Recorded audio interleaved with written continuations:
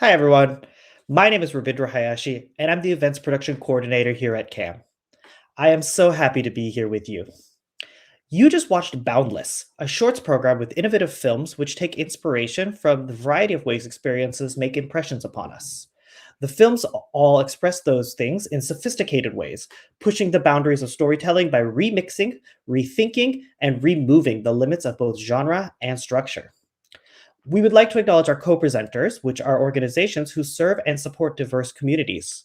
For this program, we would like to thank Kearney Street Workshop.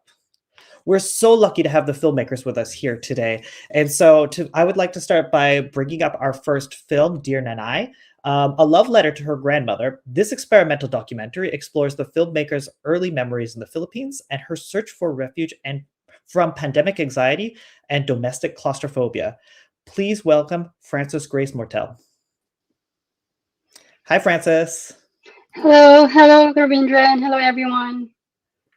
Thank you so much for being here with us. The first thing that I wanted to ask is, your film highlights a lot of the labor that your grandmother undertakes to care for you, and points out that those labors are a kind of resistance, and a lot of that comes from the imagery surrounding clothes. Can you tell us more about your decision to center clothes in this film? Um, so growing up, both of my parents in the Philippines were working, and they would often leave us, my brother and I, at my grandma's and grandpa's place. And my early memories, that's why the film is really like a lot of like the visuals and also the sound. It's because while my grandma is taking care of us, she would always do a lot of things, and I would always hear it while I'm like playing as a kid, and it was really centered on like taking care, washing and mending clothes, and that was like kind of like vivid, like in the Philippines, mostly in Asia, like you'd see like a lot of like clothes lines and just like clothes in your backyard, and I think it was just like vivid in my memory. So during the pandemic, the film is actually like a project in the film program that I was part of, and Mhm. really like it was like a thing that I could like, with the pandemic, and also like me as a mom kind of like doing this like kind of matrilineal duty of like tending the clothes, washing the clothes, and having to like do these things. It's kind of like, yeah, I'm just kind of like interweaving those memories and also like my own introspection of like kind of like my duty as a mother. Yeah, and I feel like that really comes out in like you have those really wonderful close-up shots of hands, and like the ways that hands get weathered over doing that kind of manual and often underappreciated labor. But I also wanted to ask you about your use of split screen in this film, because you use a lot of split screen in this film, and it's really innovative. So I'd like to know a little bit more about your decisions to do that.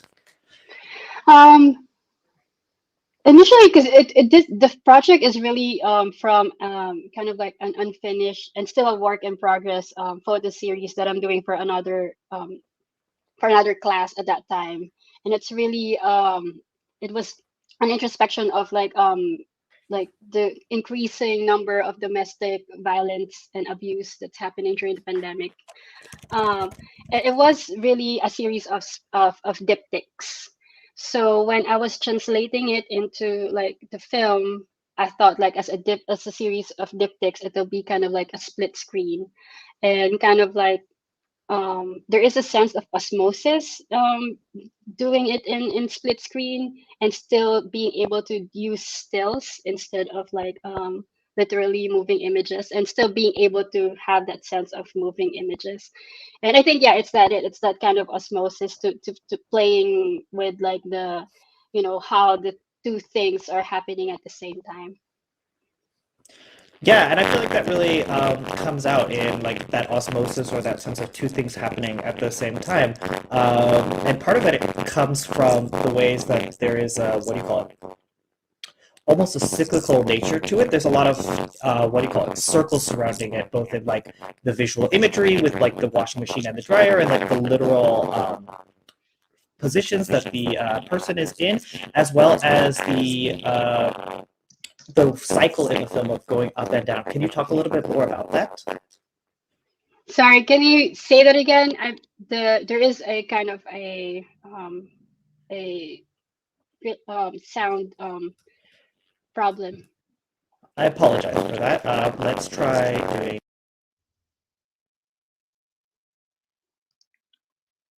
Is this better? That is better. Okay. But just like a bit quieter, but that is better.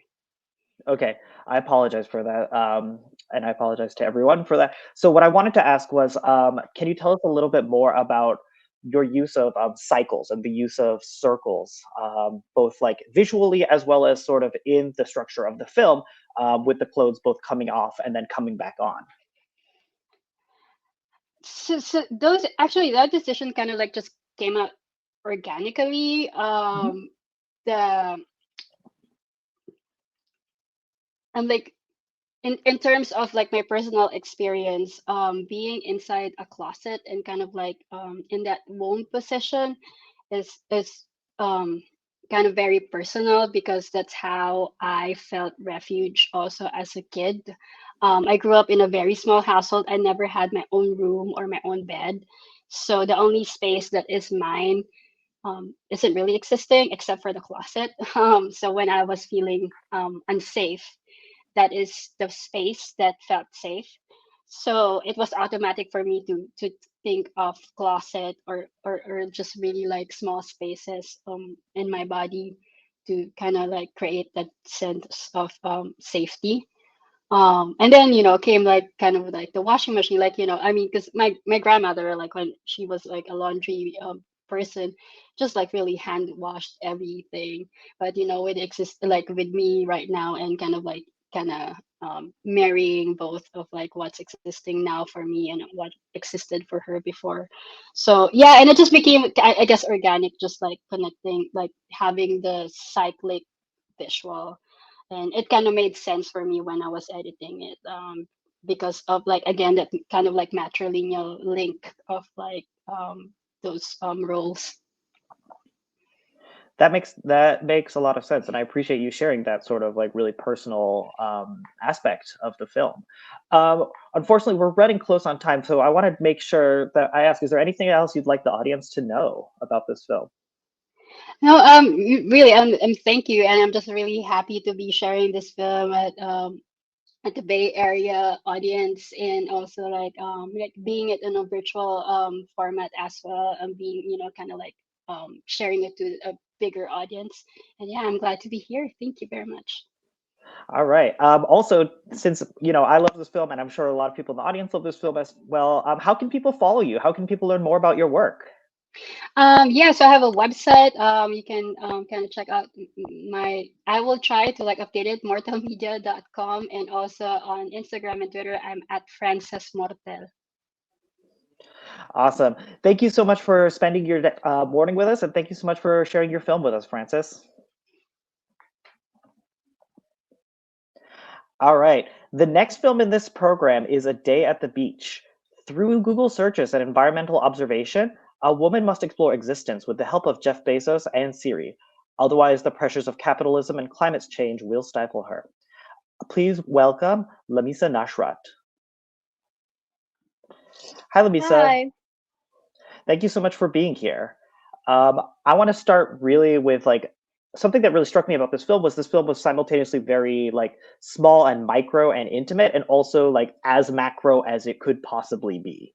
Um, and so, can you tell us a little bit about the process through which you were thinking through that tension between that hyper micro and that ultra macro? Yeah, it was definitely a balance. And through the editing process, I also edited the film myself. I had to continuously go back and forth between finding the right balance. Um, it's just really a example of how I was feeling during quarantine and the pandemic, of feeling trapped inside a small apartment while at the same time thinking about the whole universe and not being able to stop myself. So, yeah, the whole editing process was a huge act of finding the right balance. Yeah, and I think speaking to you mentioning that you were making this in during the quarantine. And one of the things that really occurs to me is this film feels very like right now. It feels very present, and it captures so much of that anxiety that you just talked about, but from extreme inequality, both environmental inequality, economic inequality, social inequality, that has continued into 2022 and seems like there isn't much end to it. Can you tell us a little bit more about your relationship between time and this film, especially since so much of this film jumps into the future? Yeah, it's actually been really fun seeing how many of my predictions come true and what doesn't come true because so much of the film is just projections I've made about the future. Um, yeah, I mean, the way I wanted time to work in this film is give the impression that we are so out of control, have so little control of so much of what's going on in our world and society. And the only thing we really do have control over is the small, intimate, personal stuff like our friends and our family. And quarantine was a moment in time where it felt like maybe we'll never see them again or won't see them for a very long time. And so I think that's where the conception of time for the movie came from, was just this idea of being stuck in this never-ending space of isolation and wondering how long can this go on for, and then thinking about the future and what's going to happen in the future that's going to impact the lives of these people that I care so deeply about. Um, yeah, I mean, especially with Jeff Bezos, I mean, there was a huge question going on when I made the movie. Should I make Jeff Bezos or Elon Musk the villain? And I ultimately went with Jeff Bezos because I think Elon Musk is a quirky dude, but Jeff Bezos can be very villainous, especially of his treatment of Amazon employees during the pandemic. So, yeah, I mean, a lot is at the hands of billionaires. And as time progresses, it feels like they're the ones that are in control of our future. And the only way I could think of to even make myself feel mildly comfortable about that was to think about the people I love and care about. Yeah, and I think there's something about that where you're talking about having a villain or like a stand-in for like that lack of control, or like that feeling that control is somewhere else. And so for me personally, I felt like a lot of the use of like electronic voices was almost like there was almost like a way that it was sort of the obnoxious voice of those people, and its incapacity and unwillingness to answer anything. So can you tell us more about your decision to use a lot of voice from Siri and other electronic voices? Yeah, so it kind of goes back to using both the micro and the macro in this movie, and using both the personal and the impersonal. Um, I mean, our so much of our lives is now governed by technology and Siri and AI, and a lot of the personal moments I had during quarantine were with these virtual people. Um, so there's this one part, and even while recording the audio for those scenes, what's very interesting is Siri will say things differently each time you ask her, even if it's the same thing. And that artificial intelligence, it does sort of confuse the lines of how personal is this virtual creature. It's so yeah, I guess I wanted to blur the line between the personal and impersonal by using these virtual characters, because although they are by design impersonal, there is something that's becoming more and more human about them. And Mhm. that's just something we can expect more in the future. Yeah, and I feel like that really comes out, in that refrain that goes throughout it of Siri saying, "Do you feel alone?" Throughout the film. Um, Unfortunately, I love talking about AI and that kind of things. One of my favorite topics, but unfortunately, we don't have that much time. And so I want to make sure that I ask if there's anything else you'd like the audience to know about this film. No, I mean, absolutely. Thank you so much to everyone who watched this film. I'm honored to have it playing at CAAMFest. It's really amazing. Yeah, and I hope you guys see a dozen more wonderful movies today. Perfect. And how can people follow your work? My website is lamisanashrat.com, but my Instagram is also Baby Rat Girl. All my friends call me Baby Rat, and now that you've seen my movie, feel free to walk up to me and say, "Hey, Baby Rat." All right. Thank you so much for spending your time with us, Lamisa. Of course, thank you. All right. The third film in this series of films of Boundless is Ever Wanting for Margaret Chung. Plunging into the euphoria and despair of her professional and personal life, the first female Chinese American doctor balances her aspirations in the medical field, steadily growing celebrity, and queer flights of fancy. Please welcome Titi Takemoto. Hi, Titi. Hi there. Thank you so much for joining us today. So, one of the things I personally was not familiar with Margaret Chung until I watched your film. And I wanted to ask, first of all, how is it that, in 2020 or 2022, we end up with Margaret Chung as the subject for your film? Let's see. Well, so I had heard about Margaret Chung, and she's kind of a legend in San Francisco in terms of not only being the first Chinese American female physician. She started the first hospital of Western medicine in Chinatown, and she was sort of a famous, kind of flamboyant lesbian who would ride around in her convertible with her hot girlfriend in the car. Sometimes it would be someone like Sophie Tucker, who is a famous entertainer, or it would be various opera singers or starlets. So I was really excited to think about her and her life, and was going to delve into a lot of archival research. And then, lockdown happened. And anyways, so I wanted to bring her story to life. And in my research, I also realized that there was kind of a darker side to her story in terms of involvement with drug trafficking and these other sorts of things. And the thing that was most interesting to me about her was that in an Asian American world, she was not totally embraced because of her queerness. And in the white world of celebrity and queerness, she wasn't completely fitting in because of her Asianness. So also just thinking about her sense of belonging or not belonging, and her aspirations and desires. That's so interesting, and I love the idea of her driving in her convertible with her girlfriends.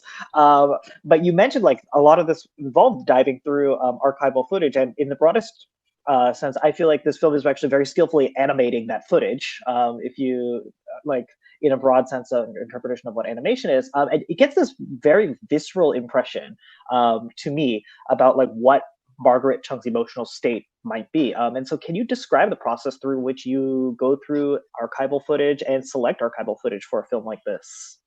Sure. Yeah. I mean, so the film is made of almost entirely archival found footage, as well as handmade footage that I made on clear 16 millimeter leader, and I was putting a lot of textures and patterns on it. And the bird footage is the only footage that I was able to shoot. So it's very much a COVID or pandemic film. I had intended to shoot a lot more. But in terms of the pacing of the editing, I wanted to create an emotional arc that began with a state of waiting and wanting and sort of dreaming about flying. She was obsessed with aviation, wanted to join the military, was a founder of WAC, which was a women's military organization, but was denied access because she was a lesbian. So I really thought about the footage in different themes related to her life. And then in terms of the editing, the pacing escalates faster and faster.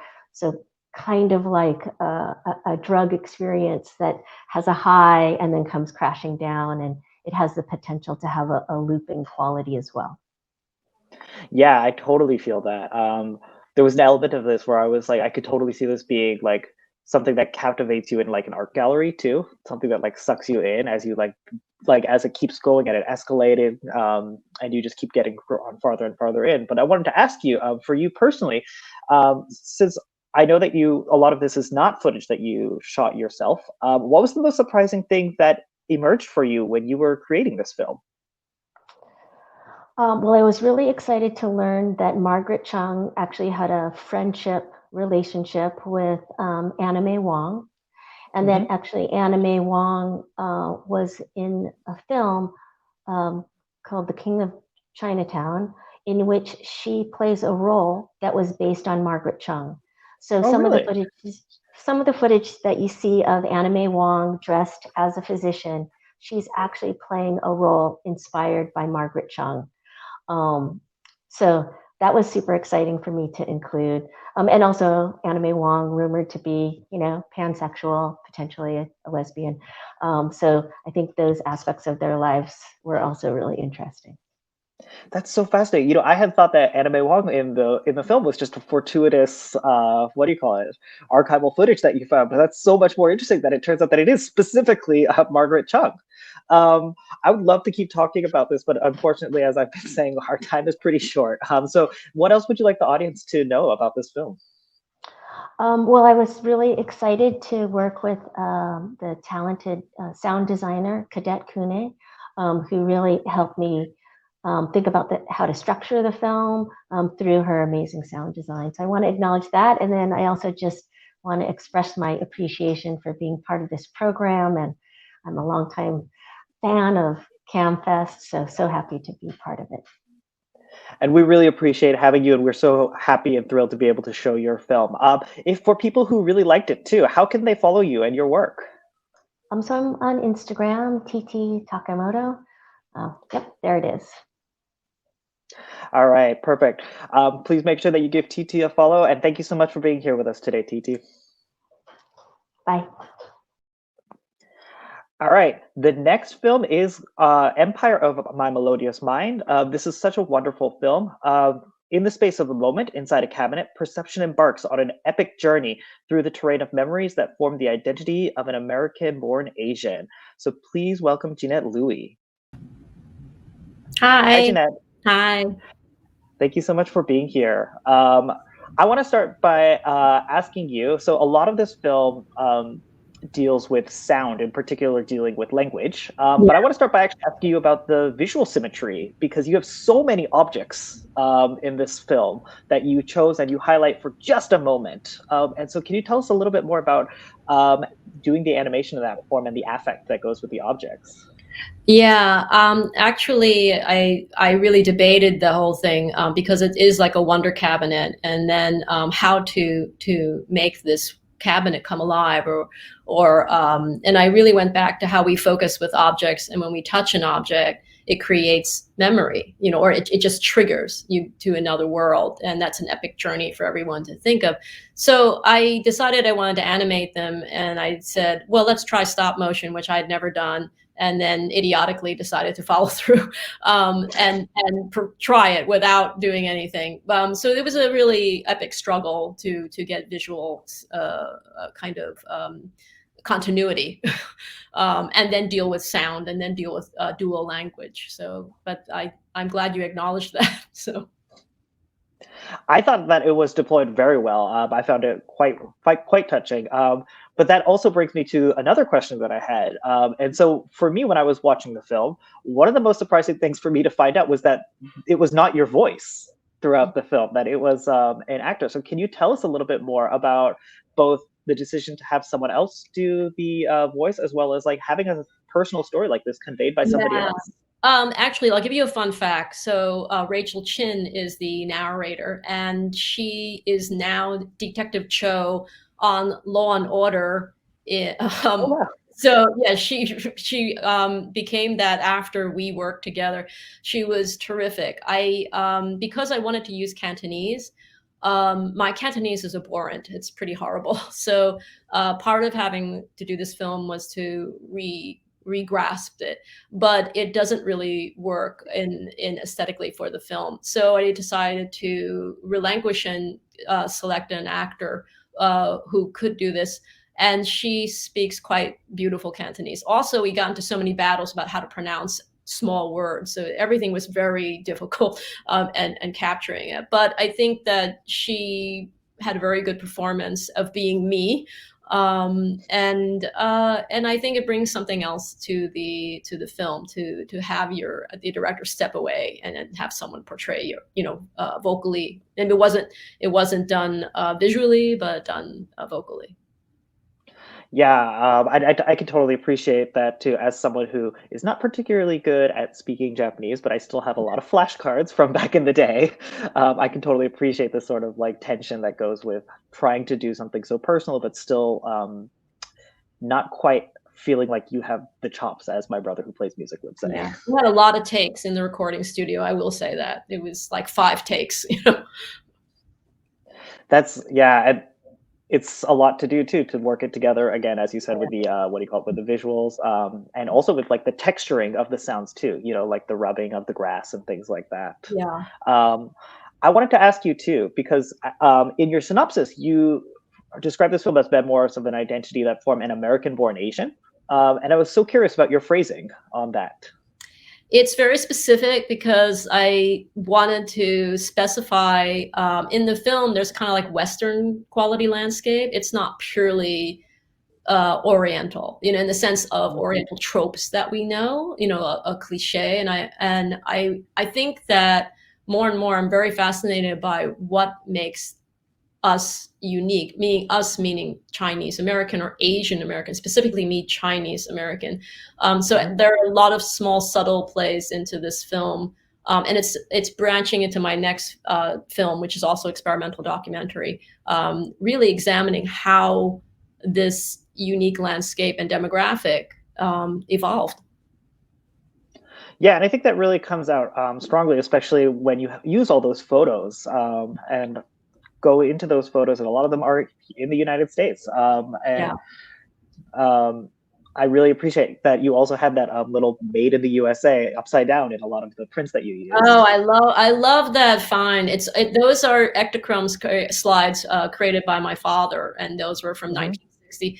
But at that time, Kodak would stamp it "Made in America," which it doesn't happen. I mean, nobody makes slides anymore anyway. So, but that is a wonderful detail that I loved coming across also.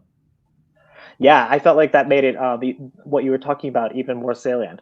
Unfortunately, we are running close to time, so I want to make sure that I ask, is there anything else you'd like your audience to know about this film? Actually, I'd love to hear reaction. The wonderful thing about film festivals is that you do, I do get a lot of email afterwards from people who go or see the film. This is a virtual streaming. You're not geo-blocking. It would be great to hear from people from other places or other filmmakers. So I'd love to hear and have a discourse or dialogue of what their response would be. And they can get to me through my website, and there's an email there to it. So JeanetteLouis.com. Perfect. Thank you so much. And you beat me to it for asking for your website. So go to JeanetteLouis.com, follow Jeanette. And again, thank you so much for being here today. Thank you so much, Rabindra. All right, our second to last film is Ta. Ta ventures into romance as a Vietnamese American pan-romantic asexual looking for acceptance and respect. So please welcome Heather Mouriel Nguyen. Hello. Hi, Heather. Thank you for being here today. Thanks for having me. So this was a very intense film, and I felt like there was so much going on in this film. There was a lot of complicated intersections, both with gender and sexuality, and perhaps with race as well. And so for a project that's this dense, with this many intersecting themes, how do you even get started? Wow, that's an excellent question. Well, it was really rooted in reflecting as honestly and unapologetically as possible the events that happened, the events that the film covers. I experienced like 3 months before the filming of the actual story, and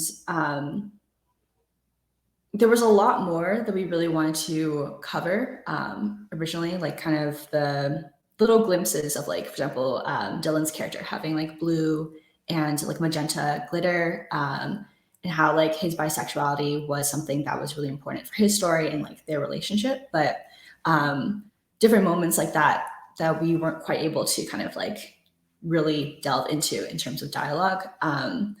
But I think in the editing process, really honing in on Ta's story and like her experiences of those relationships and different like salient moments that are like, okay, these really shaped like what the trauma was like, or what drew her to these people, and how they were drawn to her as well, and hoping that folks can kind of like really fill in the gaps in terms of like their own relationships and what they can resonate with, of all the characters. So just really trying to be, Oh, go on. Oh, sorry. No, I was going to say, I felt like when I watch it, like you really get both those, like that really intense trauma, but also like those glimpses of those like really high points of like, those really sweet moments. Yeah, definitely. Also, I don't often see like relationships that are like platonic and also romantic of different ethnicities, and like sexualities like interacting on film, even though that's something that's really common with the people that I grew up with. Mm-hmm.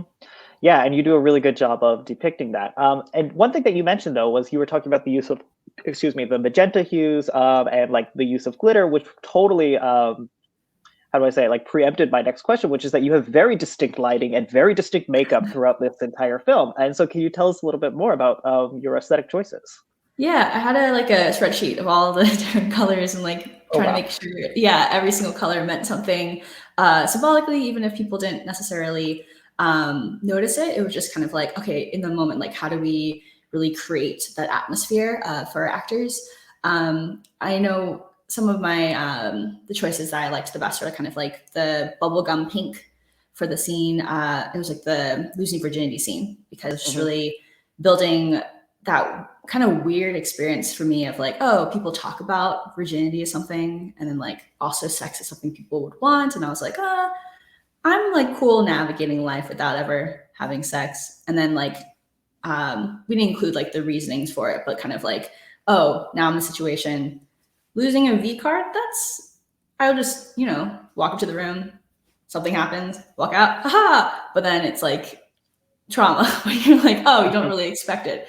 Or at least for me, I didn't know what that would entail. So the bubblegum pink was very much kind of like, oh, it's like this kind of fun, something people enjoy thing, but it's like juxtaposed with what actually happens. And then definitely, like the glitter. I was trying to capture through the glitter like this experience of taking on a partner's like pain, under the belief that love is hurting together and like understanding where someone's coming from. But as you see like the glitter from her partners kind of like coming down onto her face, and her realizing like that's actually not a healthy way of navigating a relationship.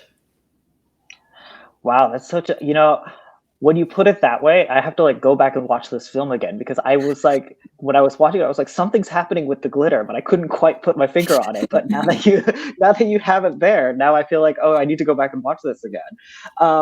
And so another question that I had for you is, you mentioned in this tagline, and since this is such a personal film, you mentioned that so much of this film is about pressure, about changing for other people. But are there ways that making this film allowed you to realize changes for yourself, either as an artist or personally? Yeah, that's a really excellent question. I think it was interesting because creating the film, like writing it and then filming it in a space where we had like an intimacy coordinator, and like everyone had the ability to like give or take away consent any time, and like having a closed set, it was a place for us to make something that was like a safe way of creating something that held so much pain. And that was like very healing in terms of like me reclaiming my story, claiming my body and voice in creating it. But then like the editing process was like excruciating because like rewatching things over and over and reliving it, but for the sake of trying to make it as honest and authentic as possible. So what I did learn was kind of like, it's true when people say like trying to be as specific as possible in storytelling, it really resonates with a lot of people. Because like at our theatrical premiere at Outfest, like folks who all across like the spectrum, straight, queer, AFAB, were like coming to us and being like, hey, I wasn't re-traumatized by the story, but I felt seen and heard and had language I could use to communicate with my own like relationships. And I was like, oh, that's cool, because I just like was trying to formulate language and metaphors like with the dishes in order to communicate with people that I was close to.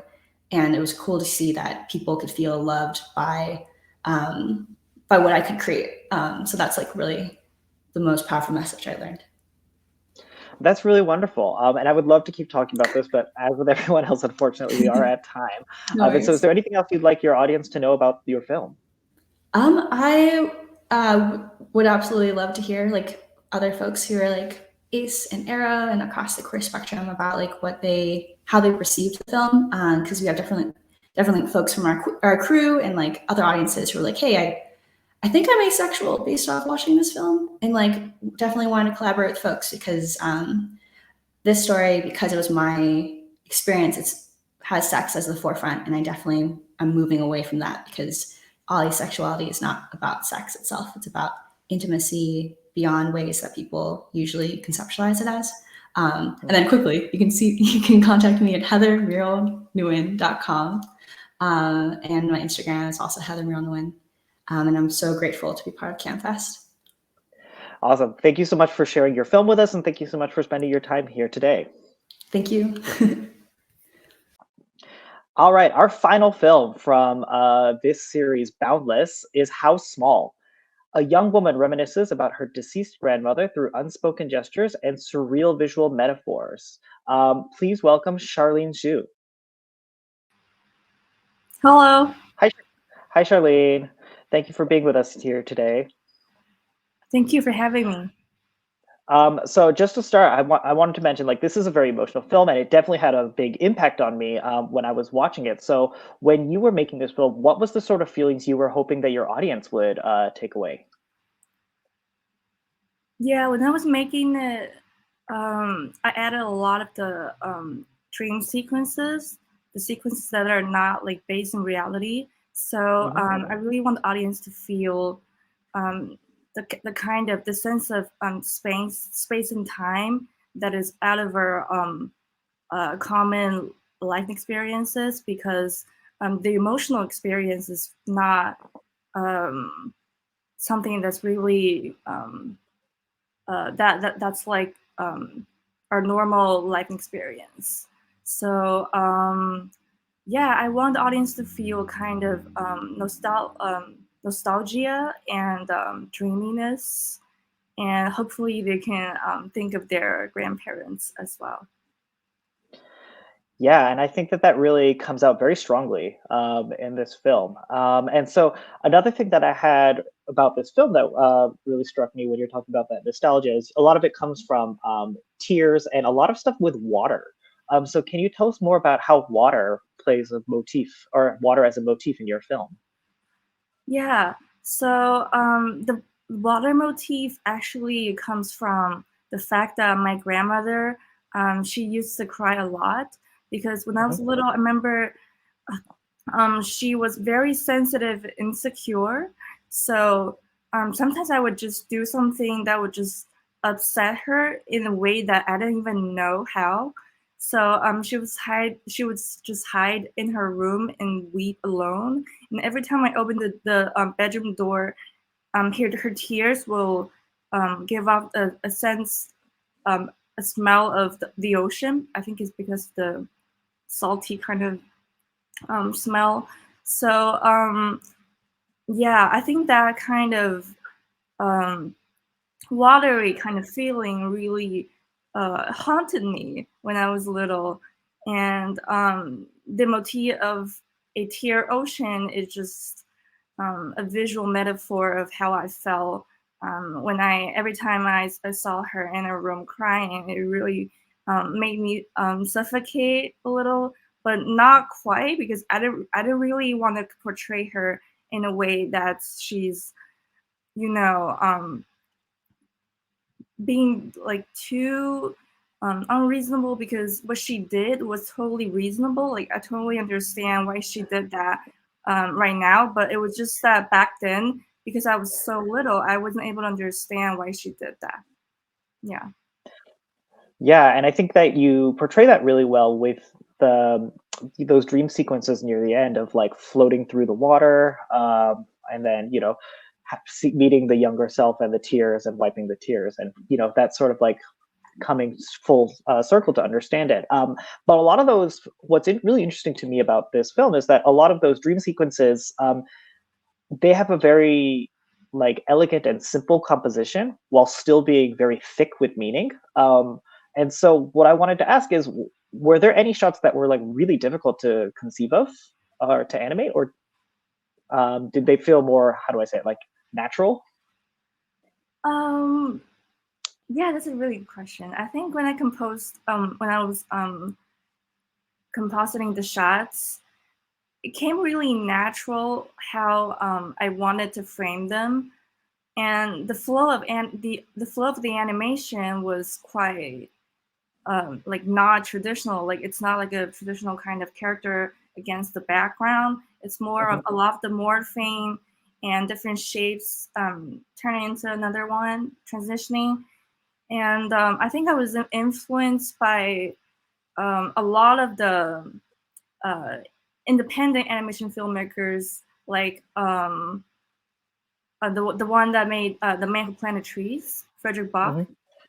Yeah, and in visual style-wise, I was influenced by a Chinese painter called Wu Guanzhong, and his style is a combination of the Western Fauvism with a really bold use of colors and traditional Chinese water painting, ink painting. So you can see a lot of the like ink wash kind of texture in the film, and I think that that goes with the water motif as well. Yeah, and I think that really comes out. You have that beautiful watercolor. You have the watercolor, or like the water feeling behind both the art itself and then the motif in the film itself. Unfortunately, we are pretty close to time, and so is there anything else you'd like the audience to know about your film?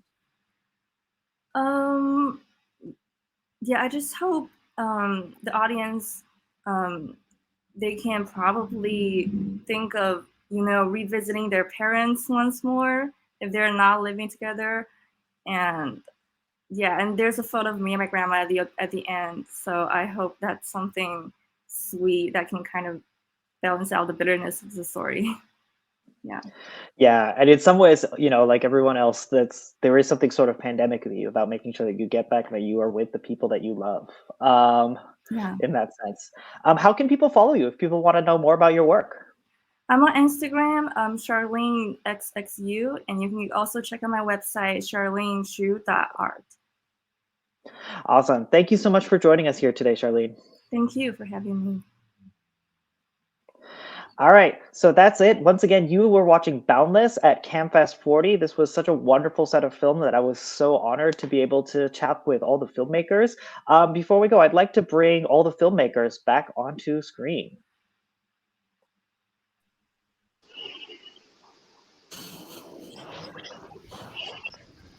Thank you, everyone, for being here. This was a miracle that we managed to schedule a time that we could have this many talented people in a room like this together. So I want to thank you all again for taking part in CAAMFest 40, and thank you for your time today.